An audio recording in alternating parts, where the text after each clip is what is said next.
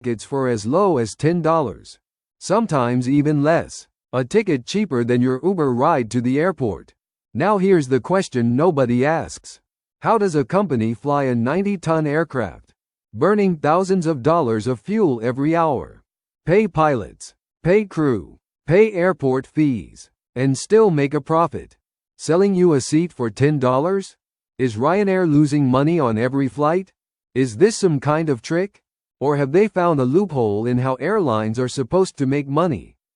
By the end of this video, you will understand exactly how Ryanair turns a loss-making $10 ticket into one of the most profitable airlines in the world.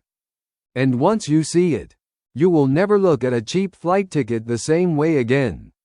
Let's break it down, point by point. Point 1. The ticket is not the product. Here is the first thing you need to understand. For Ryanair, the ticket price is not where they make their money. The ticket price is bait. Think of it like a fishing hook. The $10 fare is designed to do one job: get you to click buy. Once you've clicked buy, you are inside their ecosystem. And that is where the real business begins. In fact, in Ryanair's last full financial year, their scheduled ticket revenue was about €9.2 billion. But their total revenue was nearly €14 billion. That means almost €5 billion, about a third of everything they earn, comes from things that are not the ticket at all. So the question is not, how do they profit from a $10 ticket? The real question is, what are they selling you after you've already paid? Point 2, baggage fees. The silent profit machine. You've booked your $10 seat. Now you need a bag.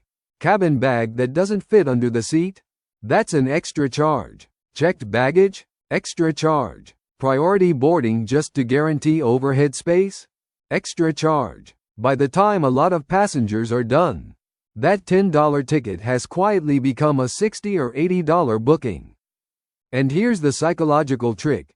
You don't feel like you're being charged extra, because you already committed the moment you bought the ticket. Airlines call this drip pricing. You see a low number first. Then the real number reveals itself one click at a time. Multiply that across roughly 200 million passengers a year, and baggage and seating fees alone become a multi-billion-dollar revenue stream, bigger than the profit of many entire airlines. Point 3. Seat selection is not about comfort. It's about psychology. Notice this. If you don't pay extra, Ryanair can randomly assign you a middle seat, far from your travel partner.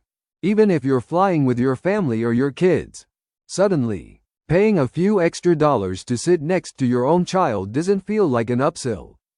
It feels like a necessity. That's not an accident. That's designed friction. The airline creates a small problem, and then sells you the solution.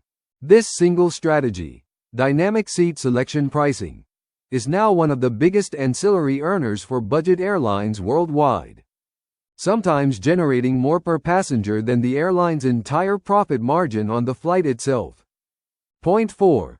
Buy on board.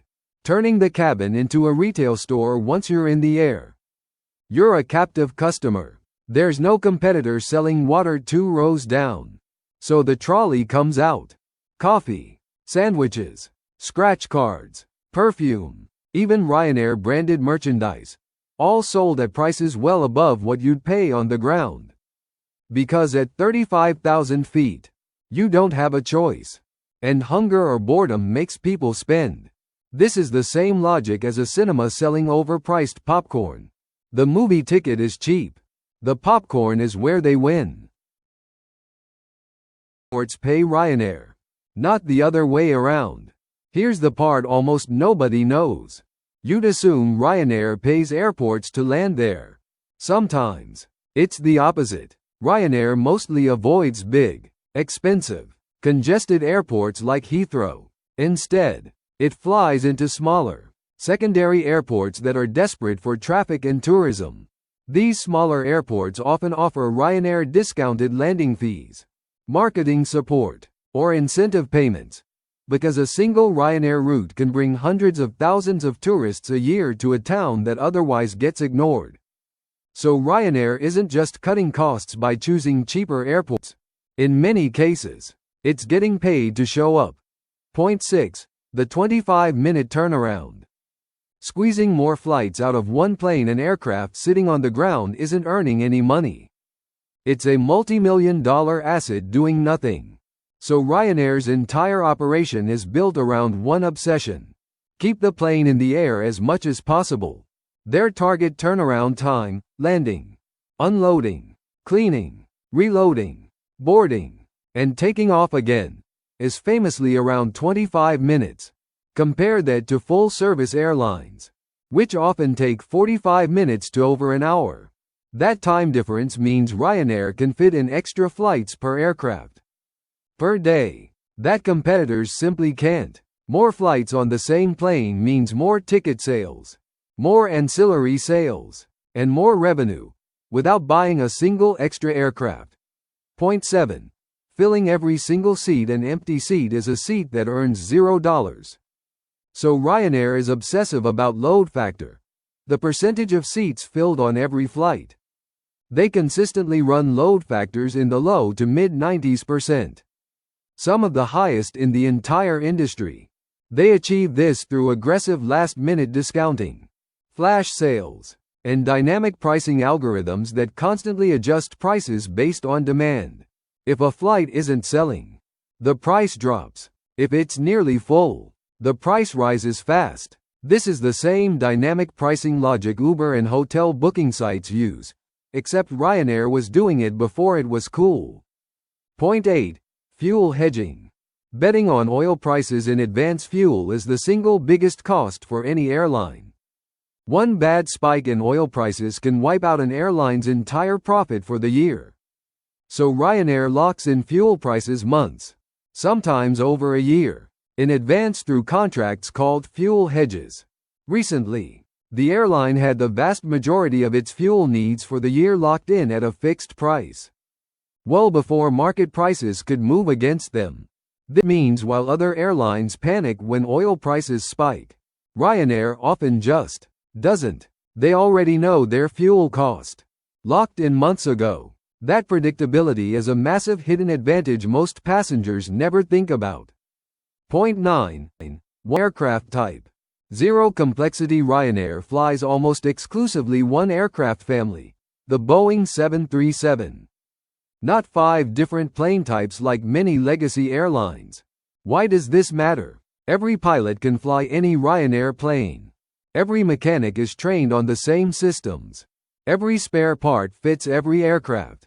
This dramatically cuts training costs, maintenance costs, and delays. It sounds boring, but boring is exactly what saves hundreds of millions of dollars a year. Point 10. The real math. Adding it all up. So let's put it together. In its last full financial year, Ryanair made about €9.2 billion from actual ticket sales, and almost €4.7 billion, roughly a third of total revenue, purely from ancillary extras, bags, seats, priority boarding, onboard sales, and fees, combined with brutal cost control on fuel, airport deals, and aircraft efficiency. That turned into over €1.6 billion of profit after tax. The $10 ticket was never the business. The $10 ticket was the advertisement. The real business was everything that happened after you clicked buy. Either way, next time you see a flight ticket that looks too cheap to be true, remember, it probably is. You're just not paying for it at checkout. You're paying for it one click, one bag, one seat at a time. If this broke down something you never noticed before, that's exactly the kind of thing this channel is about. Subscribe, because next time, we're breaking down another money model hiding in plain sight.